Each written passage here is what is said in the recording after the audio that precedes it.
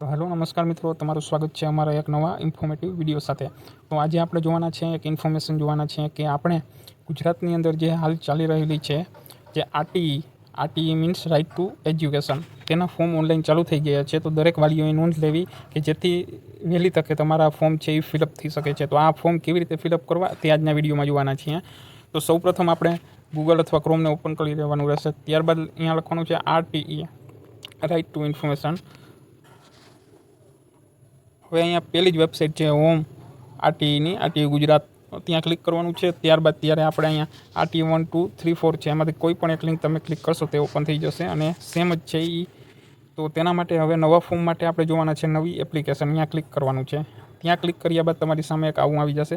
ત્યારબાદ જો તમે અહીંથી મોબાઈલમાં ભરતા હો તો ડેસ્કટોપ સાઇઝમાં કરી લો તો તેમને સરળ રહેશે ફોર્મ ફિલઅપ કરવામાં. તો વાલી મિત્રો ખાસ જોજો, હું આ દરેક માહિતી એક ઊંડાણપૂર્વક તમને શેર કરવાનો છું કે જેથી કરીને તમે એક નાની પણ ગલતી એવી ના કરી શકો છો. તો હવે જો મિત્રો, બાળકની માહિતી ભરવાનું છે. બાળકનું નામ છે. હવે બાળકનું નામ આધાર કાર્ડ પ્રમાણે, આધાર કાર્ડમાં જે પણ નામ હોય તે માની લ્યો. એક્ઝામ્પલ તરીકે આપણે લખીએ કે વિશાલ રામભાઈ જાદવ, બરાબર. તો હવે જાદવ છે એ તેની અટક થઈ ગઈ છે અને બાળકનું નામ છે એ આપણે વિશાલ લખવાનું છે અને વાલીનું નામ છે એ આપણે જાદવ લખવાનું છે. સેમ ટુ સેમ છે, બરાબર. તેના જ પ્રમાણે આધાર કાર્ડમાં જે છે તે જ પ્રમાણે લખવાનું રહેશે. હવે શું આપણું બાળક દિવ્યાંગ હોય તો હા અથવા ન, પછી જન્મ તારીખ આધાર કાર્ડ પ્રમાણે નાખવાની છે. ત્યારબાદ આપણે બાળકનો આધાર કાર્ડ નંબર નાખવાનો છે. અહીંયા બાળકનો આધાર કાર્ડ નંબર નાખવાનો છે અને પછી લિંક સિલેક્ટ કરવાનું છે. બોય છે, ગર્લ છે, તેના માટે.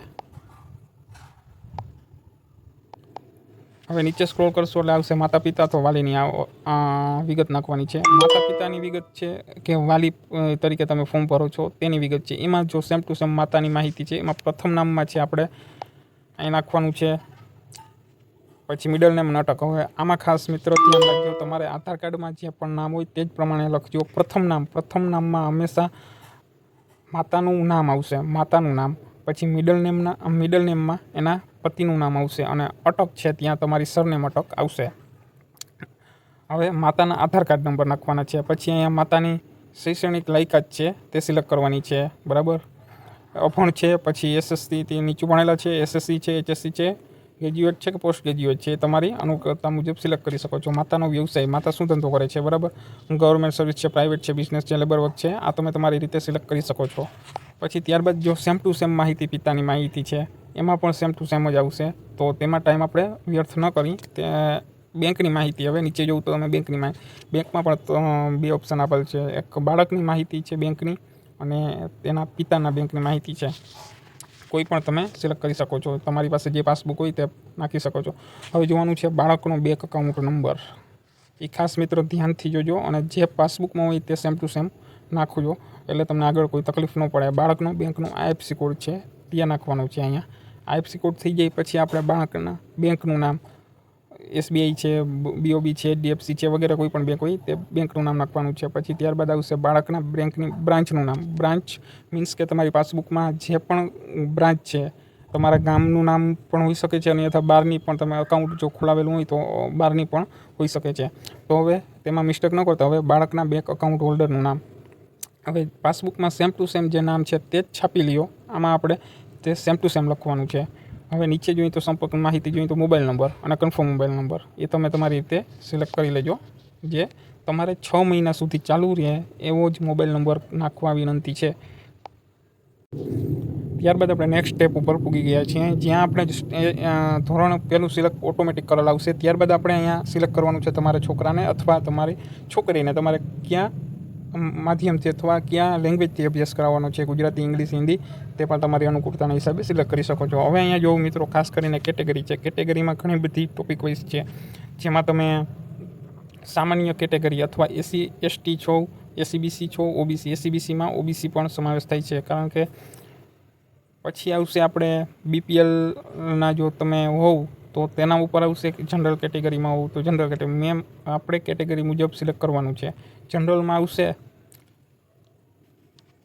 પછી તમે અહીંયા શહેરી વિસ્તારમાં રહો છો કે ગ્રામીણ વિસ્તારમાં, અથવા જો નગરપાલિકામાં તમે વિસ્તારની હદમાં આવતા આવો તો અહીંયા તમારે અર્બન સિલેક્ટ કરી અને તમારો જિલ્લો છે એ સિલેક્ટ કરવાનો છે. જો કે ભાવનગર કોર્પોરેશન સિટી છે, બરાબર, તેમાં રૂરલ છે અને આ નગરપાલિકાનું છે. તો તમે તમારા વિસ્તાર મુજબ છે એ સિલેક્ટ કરી શકો છો. હવે નીચે જોવાનું છે આવકનો દાખલો. એમાં જે પણ આવક લખેલો હોય તે લખવા વિનંતી છે, કારણ કે અન્ય આવક હશે તો તમારું ફોર્મ રિજેક્ટ થવાના ચાન્સીસ રહેશે. હવે આવકના દાખલાની તારીખ લખવાની છે. જે પણ તારીખે તમે દાખલો કઢાવેલો હોય છે તેના ઉપર તારીખ લખેલી જ હોય છે. શું આપ પાન કાર્ડ ધારક છો?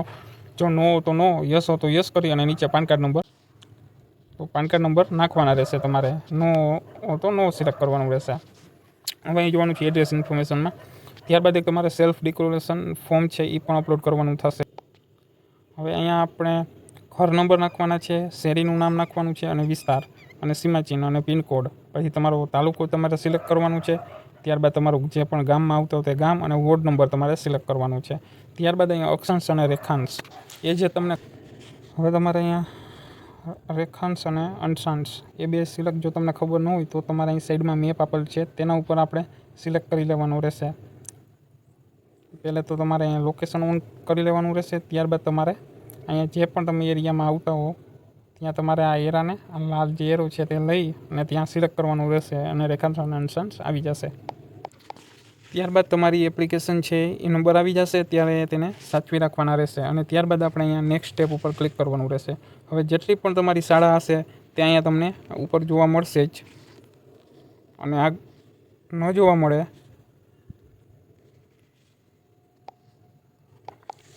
તો આવી રીતના જોવા મળશે. તમારી જે પણ એરિયામાં જે શાળા હશે તે તમારે લિસ્ટ જોવા મળશે. ત્યારબાદ અહીં તમારે પ્લસ ઉપર ક્લિક કરવાનું રહેશે તો તમારી શાળા છે ઓટોમેટિક સામે આવી જશે. ત્યારબાદ તમે પ્રેફરન્સ આપી શકો છો તમારા મત મુજબ. ત્યારબાદ હવે આપણે નેક્સ્ટ ઉપર ક્લિક કરવાનું રહેશે. નેક્સ્ટ ઉપર ક્લિક કરશો એટલે તમારી સામે એક આવો ઇન્ટરફેસ ખુલશે કે જેમાં આપણે અહીંથી ડોક્યુમેન્ટના લિસ્ટ સિલેક્ટ કરવાના છે. જો તમે જનરલ કેટેગરીમાં આવો છો તો તમારે માત્ર ને માત્ર આટલા જ ડોક્યુમેન્ટ જોશે, જેમાં તમારો બાળકનો ફોટો જોશે. એડ્રેસ પ્રૂફમાં તમારે આધાર કાર્ડ અથવા ચૂંટણી કાર્ડ હશે તો પણ ચાલશે, અને બર્થ સર્ટિફિકેટ, તમારા બાળકનું બર્થ સર્ટિફિકેટ જોશે, ઇન્કમ સર્ટિફિકેટ જોશે, આવકનો દાખલો, પેરેન્ટ્સના સિગ્નેચર જોશે, તમારા માતા પિતાના સહી જોશે, સેલ્ફ ડિક્લેરેશન ફોર્મ ડોક્યુમેન્ટ જોશે અને અધર ઓપ્શનલમાં છે તે આ બધા ડોક્યુમેન્ટને તમે સિલેક્ટ કરી અને તમારે અહીંથી નેક્સ્ટ સ્ટેપ ઉપર ક્લિક કરવાનું રહેશે.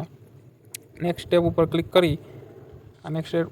કરી અને ત્યારબાદ તમારી અરજી છે એ એકવાર વાંચી અને ધ્યાનથી જોઈ લેજો, જેમાં બધું બાળકની માહિતી આપેલ હશે. ત્યારબાદ એ કમ્પ્લીટ થઈ જાય ત્યારે આપણે કન્ફર્મ આપવાનું છે. કન્ફર્મ આપી ગયા બાદ તમે તમારી અરજીની છે એ પ્રિન્ટ પણ મેળવી લેજો. અને જો પણ તમારા અરજીમાં કોઈ પણ ભૂલભાલ હોય તો તમારે કદાચ મોબાઈલ નંબર બદલવો હોય, અરજીમાં ભૂલભાલ હશે તો તમારી અરજી એડિટ નહીં થઈ શકે, બરાબર.